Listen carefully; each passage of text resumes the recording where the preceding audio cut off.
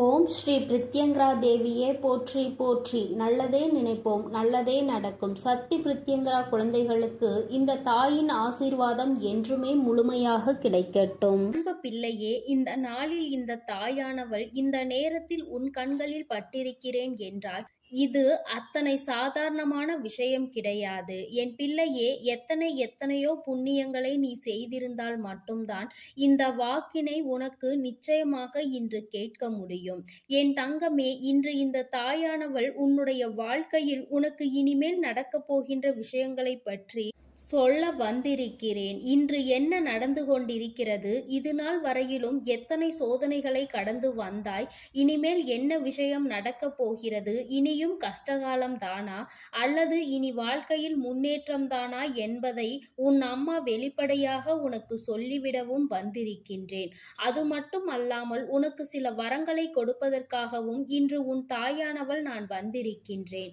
என் தங்கமே, ஒவ்வொரு நாளும் இந்த வாழ்க்கையில் நீ கடந்து வந்த பாதைகள் எல்லாமே உனக்கு கடினமானதுதான். ஒவ்வொரு பிரச்சனைகள் முடிந்துவிட்டது என்று அப்பாடா என்று பெருமூச்சு விடுவதற்குள்ளாகவே அடுத்த பிரச்சனை உன் வாழ்க்கையில் தலை தூக்கி விடுகின்றது.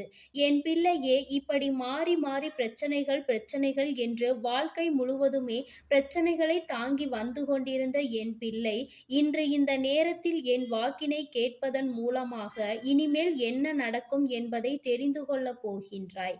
என் தங்கமே, உன்னை நன்கு அறிந்தவள் உன் தாயானவள் நான் அல்லவா? இன்று உன்னோடு பேசுகிறேன் என்றால் நிச்சயமாக இதில் ஏதோ உனக்கு ஒரு நல்ல பலன் கிடைக்கப் போகிறது என்ற நம்பிக்கையோடு நீ கேட்டால் உனக்கு நிச்சயமாக வாழ்க்கையில் நல்லது நடக்கும். என் பிள்ளையே, ஏனென்றால் நான் நல்லது நடக்கும் என்று சொல்வேன், அதை நீ நம்பிக்கை இல்லாமல் கேட்டுவிட்டு நடந்தால் பார்ப்போம் என்று நினைப்பாயானால் நிச்சயமாக அதன் பிறகு அவை நடக்கும் பொழுது உனக்கு மனதிற்குள் எந்தவிதமான உணர்வுகளும் இல்லாமல் போய்விடும். அதனால்தான் முன்கூட்டியே உன் தாயானவள் நான் இதை உன்னிடம் சொல்கின்றேன். நீ இதையெல்லாம் நடக்காது என்று நினைத்து விட்டு விடாதே. ஒரு முயற்சியில் நீ இறங்கிவிட்டாய் என்றால், ஒரு வாழ்க்கையை அடைய வேண்டும் என்று வெறியோடு இறங்கிவிட்டாய் என்றால் அதிலிருந்து ஒரு அடி கூட பின்வாங்கிவிடக் கூடாது. எப்பொழுது கிடைக்குமோ அப்பொழுது அது கிடைக்கும் என்ற நம்பிக்கையோடு அதனை நீ எதிர்நோக்கி நின்று கொண்டே இருக்க வேண்டுமே தவிர ஒருபொழுதும் அதிலிருந்து பின்வாங்கிவிடக் கூடாது. என் தங்கமே, கஷ்டங்கள் மட்டுமே நிரம்பியது அல்ல வாழ்க்கை, சந்தோஷங்களும் நிரம்பியதுதான் வாழ்க்கை. இப்பொழுது ஒரு பிரிவில் நீ இருக்கின்றாய் என்றால் அந்த உறவு உன்னோடு இருந்த நாட்களில் இருந்த சந்தோஷத்தை நினைத்து பார்த்து உன்னுடைய மனதை நீ ஆறுதல் படுத்து. இங்கே வாழ்க்கையில் பாதி பிரிவுகள் இது போன்ற நல்ல நினைவுகளை நினைவுபடுத்த தான் பிரிந்து சென்று விடுகிறார்கள். இந்த காலம் கொடுத்த கஷ்டத்தை மட்டுமே மனதில் வைத்துக்கொண்டு இவை கொடுத்த சந்தோஷத்தை மறந்துவிட்டு நிற்பதனால்தான் இத்தனை பெரிய சோதனைகள் இவர்கள் வாழ்க்கையில் ஏற்படுகின்றது.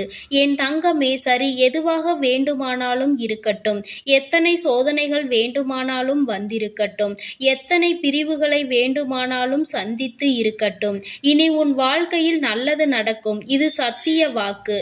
என் பிள்ளையே, நான் அத்தனை சாதாரணமாக எல்லாம் யாருக்கும் இந்த வாக்கினை கொடுத்து விடுவது கிடையாது. ஒருவேளை என் பிள்ளை மீண்டும் மீண்டும் உனக்கு இந்த தாய் என் வாக்கு கிடைத்து கொண்டிருக்கிறது என்றால் நிச்சயமாக இன்னும் ஓரிரு நாட்களிலோ சில நாட்களிலோ உன் வாழ்க்கையில் நல்ல மாற்றங்கள் நடந்தே தீரும். என் குழந்தைக்கு வாழ்க்கையில் வெற்றி என்ற ஒன்று கிடைத்தே தீரும்.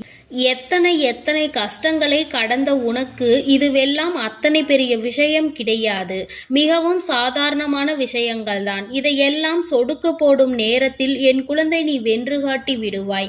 யாருக்காக இத்தனை கஷ்டங்களை எல்லாம் கடந்தாயோ அவர்கள் இன்று உன்னோடு இல்லை என்பதை ஒரு வகையில் உனக்கு வருத்தமாக இருந்தாலும் நாம் இது போன்றவர்களை அடையாளம் கண்டுகொண்டோம் என்கின்ற சந்தோஷத்தில் நீ இருந்து கொண்டிருக்கிறாய். இதுதான் வாழ்க்கை. யாரும் நிலைத்திருப்பதில்லை. நிலை பெற்று இருக்கின்ற உறவுகள் உன்னிடத்தில் ஒரு நாளும் எதையும் எதிர்பார்ப்பதில்லை. நீ கஷ்டப்படும் பொழுது நீ சொல்லாமலேயே உன்னுடைய உணர்வுகளை புரிந்து கொள்வார்கள். இது போன்ற ஒரு உறவு உன் வாழ்க்கையில் உனக்கு நிலையாக கிடைக்கப் போகின்றது. என் தங்கமே, எது வந்தாலும் வாழ்க்கையில் அதனுடைய நிலை உண்மை என்ன என்பதை அறிந்து கொண்டு அதை நீ மனதார ஏற்றுக்கொள்ள வேண்டும். யாரை பற்றியும் சிந்திக்காதே. உறவு ஒன்று உன் வாழ்க்கையில் இருக்கிறது. அந்த உறவு உன்னை விட்டு விலகி நல்லதொரு உண்மையான உறவு உன்னை தேடி வரப்போகின்றது. என் குழந்தையே, இவையெல்லாம் உனக்கு ஒரு கனவு போல நடக்கும். நம் வாழ்க்கையில் இப்படியெல்லாம் நடக்கிறது என்று நீ நினைத்து ஆச்சரியப்பட போகின்ற அளவிற்கு உன் வாழ்க்கையில் எல்லாமே நடக்கும். நீ எதை நினைத்து மனதை போட்டு குழப்பிக் கொள்ளாதே. நீ உனக்காக எப்பொழுதும் உன்னோடு வைத்து கொண்டிருப்பது இந்த தாயானவள் என்பதை நீ மறந்து விடாதே. என் தங்கமே, நான் உன்னை சுற்றி சுற்றி வருவதற்கு ஒரு காரணம் இருக்கிறது. நீ என்னை தேடினாலும் தேடாவிட்டாலும் நான் உனக்கு வாக்கு தருவதற்கு ஒரு காரணம் இருக்கிறது. அது என்ன தெரியுமா? என் பிள்ளையே, நான் உன்னுடைய சூழ்நிலைகளை நன்கு புரிந்து கொண்டிருக்கின்றேன். உன் வாழ்க்கையில் இப்பொழுது நல்லது நடக்கும் என்பதை அறிந்து வைத்திருக்கின்றேன்.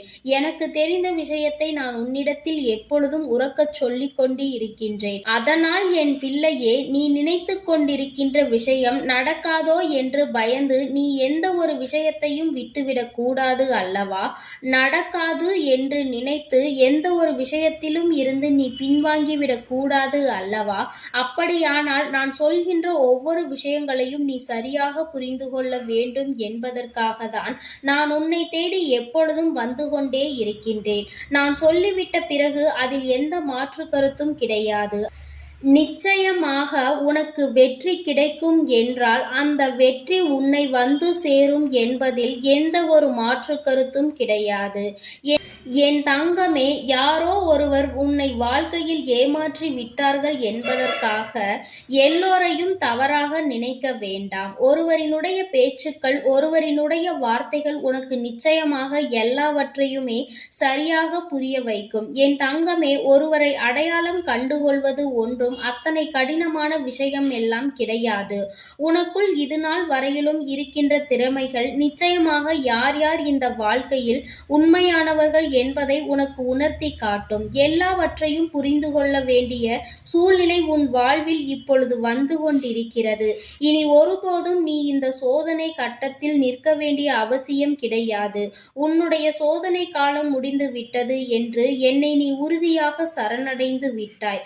அன்றே நிச்சயமாக உன் வாழ்க்கையில் எல்லாமே உனக்கு சரியாகி விட்டது. இன்று நீ சாதாரணமாக சூழ்நிலையில்தான் இருந்து கொண்டிருக்கின்றாய்.